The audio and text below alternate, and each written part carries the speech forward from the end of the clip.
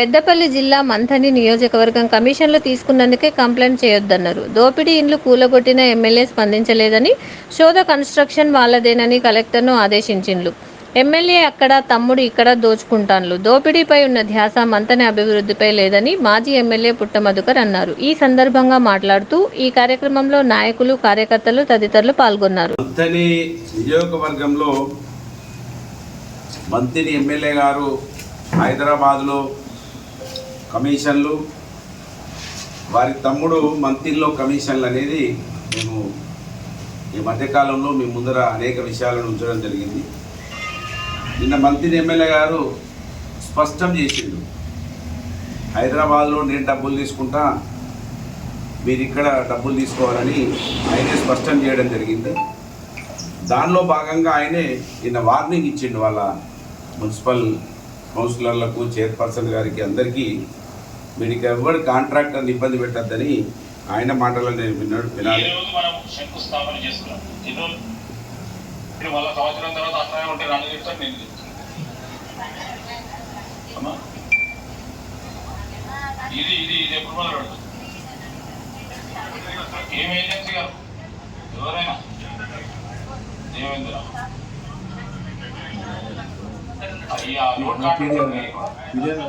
పూర్తి స్థాయిలో ఎన్ని రోజుల్లో మీ కంప్లీషన్ ఉంది? 12 months 24 months మీకు చేసే టైం ఉంది. తొందరలో చేయండి. నాసి రకం పనులు చేయొద్దు, నాణ్యతమైన పనులు చేయండి. ఎవరు మా కౌన్సిలర్లు కానీ, మా చైర్మన్ కానీ, వైస్ చైర్మన్ కానీ, స్థానికంగా ఉన్న మా సోదరులు కానీ ఎవరు కూడా ఇబ్బంది పెట్టరు. అభివృద్ధి విషయంలో ఇబ్బంది పెడితే కలెక్టర్ గారు చూసుకుంటారు. Blanket order. ఎందుకు చెప్తుంటే ఆయన ఈ అమృత్ కాల్లో ఈ టెండర్ పిలిచిండ్రు. ఈ అమృత్ కాల్ ఈ డబ్బులు కూడా సెంట్రల్ గవర్నమెంట్ డబ్బులు. ఇది ముఖ్యమంత్రి గారి చుట్టాల కన్స్ట్రక్షన్కు వచ్చింది. శోధ కన్స్ట్రక్షన్కు ఈ వర్క్ ఆర్డర్ అయింది. ఈ ఆర్డర్ ముఖ్యమంత్రి రేవంత్ రెడ్డి గారి వాళ్ళ కన్స్ట్రక్షను. ముఖ్యమంత్రి గారు వీళ్ళు అక్కడ కమిషన్ తీసుకున్నారు కనుక ఇక్కడ ఎవరు కూడా కంప్లైంట్ చేయొద్దని ఆయన చెప్పగానే వాళ్ళకు వార్నింగ్ ఇచ్చినాడు. ఎందుకంటే నిజంగా ఒకవేళ ఎవరు కూడా కంప్లైంట్ చేయొద్దంటే పాపం బీదోళ్ళు ఇండ్లు కూలగొట్టినప్పుడు మాత్రం ఎవరికి వార్నింగ్ ఇవ్వలేదు. బీదోళ్ళు ఇల్లు దాదాపు 4 ఇల్లు కూలగొట్టినప్పుడు ఆయన ఎవరిని కూడా ఇక్కడ పల్లెత్తి మాటలు లేదు. మొన్న బిట్టుపల్లి చెరువులో మట్టి ఇల్లీగల్గా అనేక లారీలు ఇల్లీగల్గా పోతున్నాయని మా శంకర్లాల్, మా నాయకుడు, అనేక మంది అధికారులకు ఫోన్ చేస్తే ఒక్కరు కూడా స్పందించలేదు. ఇది ఎమ్మెల్యే గారి తమ్ముడు ఆదేశాలు ఉన్నాయి, మేము రాలేము, దయచేసి మీరు ఏమనుకోవద్దని ఆయన చెప్పడం జరిగింది. ఈ శోధ కన్స్ట్రక్షన్ వాళ్ళది కనుక, వాళ్ళ పార్టీది కనుక ఎవరు కూడా కంప్లైంట్ చేయొద్దు. ఆర్డర్ ఇచ్చేసిన కలెక్టర్, ఈ కలెక్టర్కి ఆర్డర్ పాపం ఈ బీదోలు ఇల్లు కూలగొట్టినప్పుడు ఇస్తే బాగుండు కదా, అవిటి కోసం మాత్రం ఇవ్వలేదు. మా ఎమ్మెల్యే గారు హైదరాబాద్లో సంపాదించుకుంటాడు, తమ్ముడు ఇక్కడ సంపాదించుకుంటాడు అనే దానికి ఇంతకన్నా సాక్ష్యం మనం ఎక్కువ చెప్పాల్సిన అవసరం లేదు. దయచేసి గమనించమని కోరుతా ఉన్నాను. ఆయన మాట్లాడుతూ మున్సిపాలిటీ 10 సంవత్సరాల పాత భవనంలో ఉన్నది అంటున్నాడు. అసలు మున్సిపాలిటీ అయి 10 సంవత్సరాలు అయిందనేది కాలేదనే విషయాన్ని కూడా ఆయనకు తెలియకపోవడం దౌర్భాగ్యము. అటువంటి ఎమ్మెల్యేను మనం గెలిపించుకుంటున్నాం. మున్సిపాలిటీ మంథని గ్రామ పంచాయతీ మున్సిపాలిటీగా 2018లో మారింది. 2018 నుంచి 2024లో అంటే ఎన్ని సంవత్సరాలు అయింది?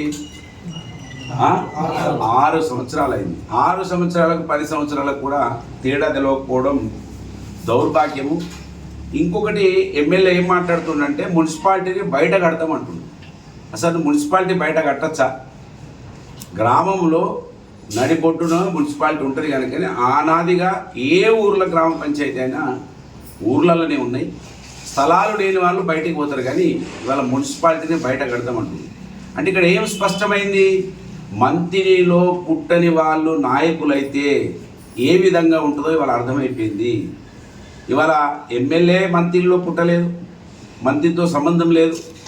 ఉన్నాడు మున్సిపల్ చైర్పర్సన్ గారు పాపం తల్లిగారు ఊరు కాదు, అత్తగారి ఊరు కాదు. తర్వాత మున్సిపల్ కమిషనర్కు ఇక్కడ సంబంధం లేదు. కనుకనే వాళ్ళకి మంత్రిని పట్టణం యొక్క ప్రేమ ఆప్యాయతలు వాళ్ళకి ఏం తెలుస్తాయి, ఈ మంత్రిని ముఖ చిత్రం ఏ విధంగా ఉండాలనేది వాళ్ళకి ఏం అర్థమవుతుంది. మంత్రిలో ఏది ఎక్కడ ఉండాలనేది ఇక్కడ పుట్టి పెరిగిన వాళ్ళైతేనే వాళ్ళకి తెలుస్తుంది అనడానికి నేను ఎమ్మెల్యే మాటలను బట్టి మనకు అర్థమవుతా ఉన్నది. ఎమ్మెల్యే దోపిడీ మీద ఉన్న ధ్యాస మంత్రి పట్టణ అభివృద్ధి మీద లేదనడానికి నేను ఆయన ఉపన్యాసం ద్వారా అనేక విషయాలు 38 కోట్ల రూపాయలు తీసుకొచ్చిన అని చెప్పిండు. 38 కోట్లు కూడా మున్సిపల్ లోను తోటి వచ్చినాయే. రేపు మున్సిపాలిటీ లోను చెల్లించాలి. TUFIDC అనేది బ్యాంకు లోన్, అది ఆ లోను ద్వారా డబ్బులు వచ్చినాయి. ఇప్పటికే మేము 15 కోట్లు TUFIDC ద్వారా వచ్చినాయి. కనుక మేము తెచ్చినటువంటి అటువంటి అకౌంట్ల నుంచి తేవడం ఇది గొప్ప విషయం కాదు. 38 కోట్ల రూపాయలైనా 300 కోట్లైనా మళ్ళీ రిటర్న్ కట్టనటువంటి ఆలోచన చేసి తీసుకురావాలి. మళ్ళీ మున్సిపాలిటీ మీద బర్డన్ పడకుండా చూడాలి.